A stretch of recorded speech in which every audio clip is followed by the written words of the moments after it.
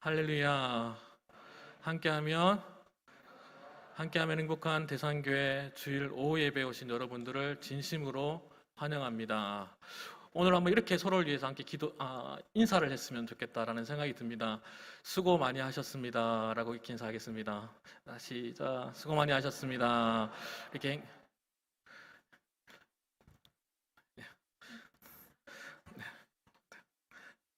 오늘 본문은 병자를 고치시는 이 기사는 요한복음에서만 기록되어 있습니다.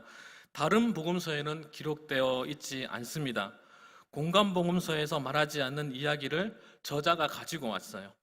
공간복음에서로서 만족하지 못하는 믿음이 흔들리는 자들에게 무언가 새로운 메시지가 필요했다고 판단했던 것 같습니다. 물론 공간복음, 그 말씀 자체로도 완벽합니다.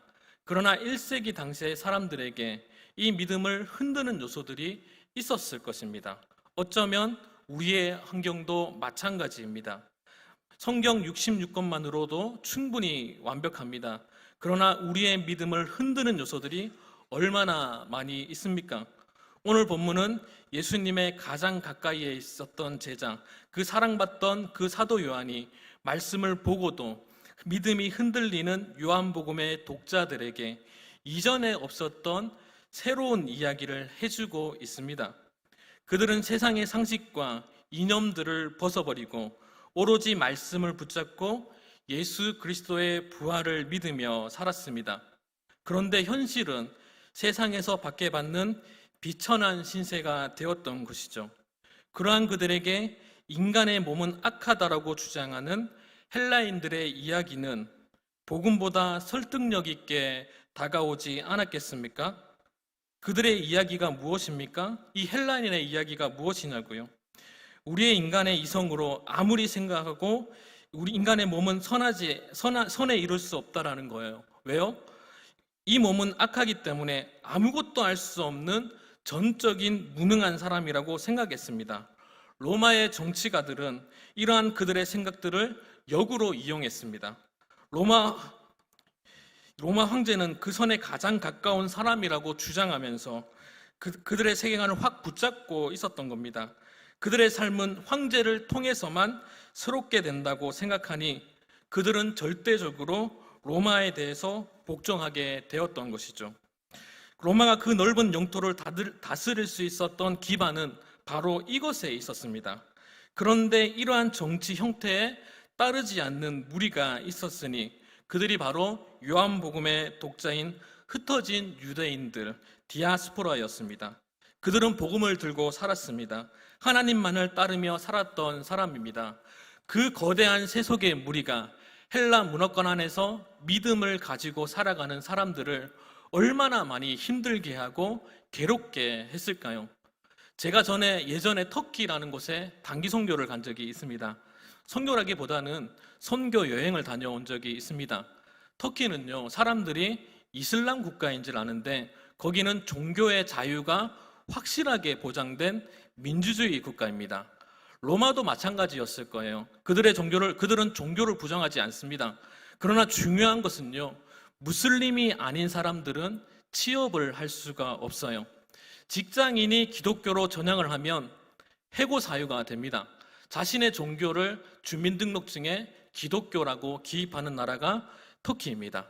그러나 64년에 로마 황제도 네로는 스위레츠에서 로마 시내에 불을 질러놓고 크리스찬들이 했다고 누명을 씌워놓고 묻지도 않고 따지지도 않고 복음을 믿는 자를 박해했습니다. 그 흔들리는 1세기 당시의 사람들에게 저자는 다시 복음을 전하고 있는 것입니다. 이전에 듣지 못했던 이전 말씀과 다르지 않는 그 복음을 보완해서 전하고 있습니다. 공간복음에서는 예수님의 기적을 주로 어디서 일어납니까? 갈릴리와 그 주변에서 기적을 행하시는 장면이 거의 대부분입니다.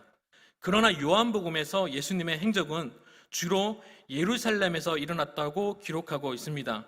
오늘 본문에서도 예수님께서 병자를 고치는 장소가 어디라고 기록되어 있나요? 베데스다라 하는 못이에요. 이곳은 아마도 예루살렘 성전 근처로 추정됩니다. 양문 앞이라고 기록했기 때문에 그곳은 아마도 예루살렘 근처 양을 파는 시장 옆이라고 생각할 수 있습니다. 느헤미야 3장 1절에 나오는 그 양의 문입니다. 제가 한번 읽어드리겠습니다. 그때 대제사장 엘리야십이 그의 형제 제사장들과 함께 일어나 양문을 건축하여 성별하고 문짝을 달고 성벽을 건축하여 한메아 망대에서부터 하나넬 망대까지 성별하였고, 양문을 건축하고 성별하였다라고 기록하고 있습니다. 성별하다라는 뜻은요, 거룩하게 구별하다, 구별하여 봉헌하다라는 의미를 가지고 있습니다. 여러분, 양의 문은 그만큼 그 기능이 중요하다라는 것을 말씀하고 있는 것입니다. 그렇다면 양의 문의 기능이 무엇이었을까요? 이스라엘 백성이 희생 제물을 드릴 때 제물로 사용되는 양과 염소들을 바로 이 문을 통해서 들어갔습니다. 이 양문을 통해 들어간 희생 제사용 짐승들이 이 문 옆에 있는 못에서 깨끗하게 씻겨진 후에야 성전으로 옮겨졌어요. 제사가 가지고 있는 의미가 무엇인가요? 제사함을 의미합니다. 흠이 없고 순전한 짐승에게 우리의 죄를 정가해서 희생시키는 것이 제물이잖아요. 그 제물을 깨끗하게 하는 곳, 정결 예식이 거행해지는 곳이 베데스다라 하는 못입니다. 이곳에서 씻겨지지 않는 짐승들은 성전으로 올라갈 수가 없었습니다. 이 제물도 그렇게 정결을 유지해야만 성전에 올라갈 수 있는데, 당시의 사람들에게 병은 죄의 결과라고 보았습니다. 그 중에서도 병자, 맹인, 다리 저는 사람, 혈기 많은 사람들은 성전에 한번 올라갈 수 있었겠습니까? 평생의 그 기회조차도 잡지 못하는 사람들 아니었겠어요? 오늘 본문에 등장하는 베데스다라 하는 못의 뜻을 살펴보니까 베데스다라고 하는 못의 이름은 히브리어입니다. 그 뜻은 자비의 집이라고 명칭하고 있습니다. 이 베데스다라 하는 못에 천사가 가끔씩 내려와서 물을 동하게 하는데, 그때 가장 먼저 간 사람이 어떠한 병도 낫게 된다라고 성경은 기록하고 있습니다. 우리가 이렇게만 본다면 얼마나 하나님은 자비하십니까? 평생에 걸쳐서 성전에 갈 수 없던 병자, 맹인, 다리 저는 사람, 혈기 마른 사람들에게 기회를 주시는 거잖아요. 그냥 문자로만 보면 정말 대단하게 느껴집니다. 그런데 무언가 석연치 않은 부분이 있습니다. 요한복음 3장 16절에 믿는 자에게 능력이 나타나고 구원을 받는다고 말씀하셨습니다. 믿음으로 구원을 받는다고 했고 믿음으로 마르지 않는 물을 주신다고 하셨는데, 베데스다라는 못에 들어가는 행위로 문제가 해결된다고 하니 본문은 무언가 앞뒤가 맞지 않는 것 같습니다. 그런데 문제가 하나 더 있습니다. 우리가 성경을 바르게 봐야 하잖아요. 무엇이냐 하면 3절과 4절 말씀에 대가로가 있는 부분입니다. 우리 3절과 4절 말씀에 대가로가 있는 부분을 가로 열고 가로 닫고 해서 같이 한번 3절과 4절 말씀을 읽어보도록 하겠습니다. 시작. 그 안에 많은 병자, 맹인, 다리 저는 사람, 혈기 많은 사람이 누워 가로 열고 물의 움직임을 기다리니, 이는 천사가 가끔 못에 내려와 물을 움직이게 하는데 움직인 후에 먼저 들어가는 자는 어떠한 병에 걸렸든지 낫게 되미려라. 가로 닫고. 아멘. 분명한 것은요, 초기 사본에서는 이 말씀이 기록되어 있지 않습니다. 그런데 후기 사본에서 느닷없이 이 내용이 등장합니다. 어쩌면 우리가 이 본문에 대해서 극히 경계해야 할 필요가 있습니다. 어떻게 보면 미신과 같이 들릴 수 있는 이 이야기가 요한복음의 전체 이야기를 지어 흔드는 것처럼 느껴집니다. 베데스다라고 하는 이 못에서 일어난 이야기가, 이 역사가 하나님께서 하시는 역사다, 아니다라는 것을 이야기하려는 것이 아닙니다. 오늘 본문은 명확하게 이야기하고 있지 않기에 우리는 베데스다라는 곳에서 일어난 일에 대해서 왈구왈구할 수가 없습니다.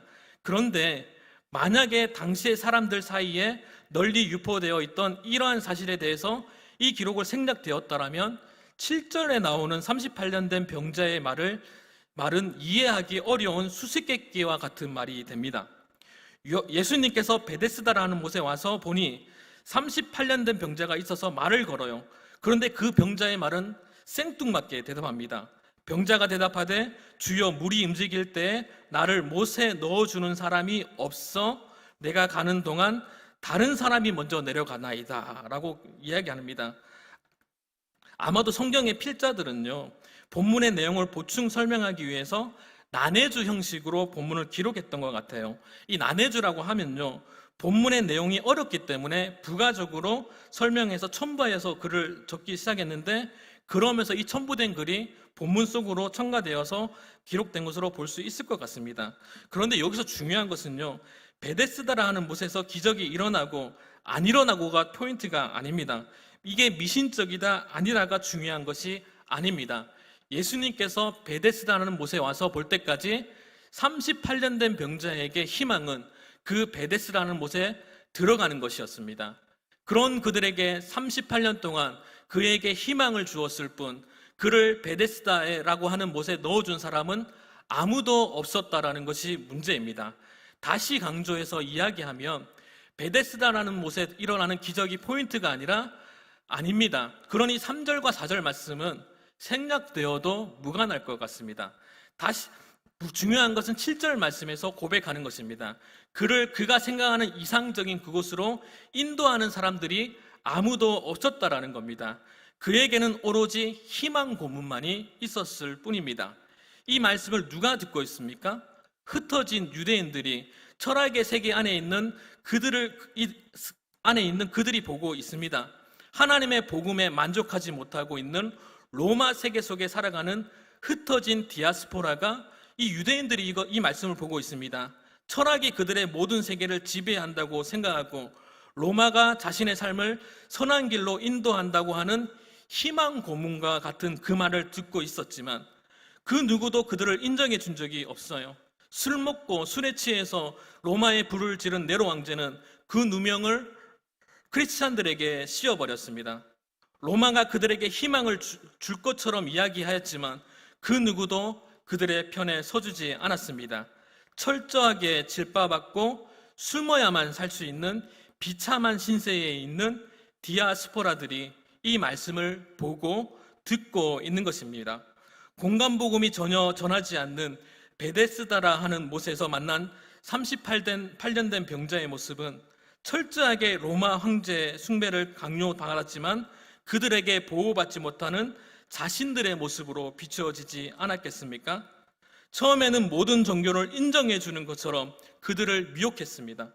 그러나 정말 위기의 순간에는 그들을 철저하게 외면당하는 38년 된 병자의 모습이 지금 그들의 모습으로 비추어지지 않았을까요?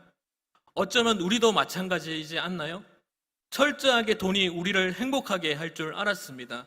대학이, 직장이, 친구가, 명예가, 첫사랑이 우리의 삶에서 우리를 완벽하게 위로해 줄 줄 알았습니다. 우리가 그것에 희망을 걸었지만 그 모든 것들은 위기의 순간이 되면 38년 된 병자가 받았던 것처럼 철저하게 우리를 외면해 버립니다. 38년 동안 스스로 베데스다 하는 곳에 들어가지 못하는 그 자가 그 세월 동안 어떻게 살았겠습니까? 물속에도 누가 넣어주지 않으면 들어가지 못하는 그 사람이 어떻게 먹고 살 수 있었겠습니까? 누군가 먹을 것을 주고 마실 걸 주지 않았겠습니까? 그런데 위기의 순간에는 철저하게 그를 외면하는 사람들이 있었습니다. 세상의 것이 우리의 근본적인 문제를 해결해 주지 않습니다. 모든 것이 우리에게 줄 것처럼 우리를 미혹하지만 세상의 것은 우리의 근본적인 문제를 철저하게 외면한 채 사람들을 궁지로 몰아갑니다. 지금 본문은 철저하게 외면당하는 베데스다라고 하는 못에 있는 38년 된 병자의 문제를 참진리이신 예수님께서 오셔서 해결해 주십니다. 그러나 우리의 왜곡된 시각은 그를 오히려 궁지로 몰아갑니다. 참된 평안이 무엇인지 관심도 없습니다. 그냥 안식일에만 꽂혀 있어서 오히려 예수님을 죽이려고 모의하는 인간의 연약함을 보게 됩니다. 여기서 잠깐 우리가 생각하고 넘어갈 문제가 있습니다. 예수님께서 이 땅에 오셔서 병자를 고치시고 이적들을 행하셨잖아요. 우리에게 참된 평안을 주시기 위함입니다. 오늘 본문은 38년 된 병자가 자신의 문제가 있어서 성전에 38년 동안 가지 못했던 것처럼 자신의 완전하지 못함으로 세상으로부터 정죄된 안진뱅이, 혈루병 앓는 자, 나병 환자들, 세상으로부터 소외된 자들, 삭개와 같이 세상의 왕따들을 예수님이 만나 주셨습니다. 예수님은 왜 그렇게 하셨을까요? 인간에게 참된 평안을 주시기 위함입니다. 오늘 본문에 등장하는 베데스다라 하는 곳에 있는 38년 된 병자는 예수님으로 인해 참된 평안을 얻을 수 있었습니다. 그의 입장에서 미래에 누군가가 나타나서 자신을 못에 넣어주어야만 평안을 얻을 수 있는데, 지금 예수님께서 이 자리에 오셔서 예수님으로 인해 자유함을 얻었습니다. 누군가의 도움이 없이 물에 들어갈 수도 없는, 죄송합니다, 제가 이 표현이 좀 약간 어휘력이 좀 딸려서 이렇게 표현할 수밖에 없습니다. 누군가가 도움이 없으면 물에도 들어갈 수 없는 그 병신이 자기 마음대로 다닐 수 있게 되었습니다. 성전에도 갈 수 있게 되었어요. 여러분, 성전에 들어갈 수 있다는 것이 무슨 의미를 가지고 있습니까? 제사함을 가진다는 것을 의미합니다. 그 당시의 입장에서 예수님이 부활하시기 전이잖아요. 그런데 38년 된 병자는요, 결국 세상의 권력에 무너집니다. 안식일을 논하는 사람들에게 결국 굴복하는 사람처럼 느껴집니다. 이 말씀을 보고 있는 요한복음의 독자들은 부활의 신앙을 가지고 있으면서 로마 권력 앞에 굴복하기 직전에 그 위기감 속에서 오늘 본문을 보고 있는 것입니다. 우리 14절 말씀을 같이 한번 읽어보겠습니다. 14절입니다. 시작.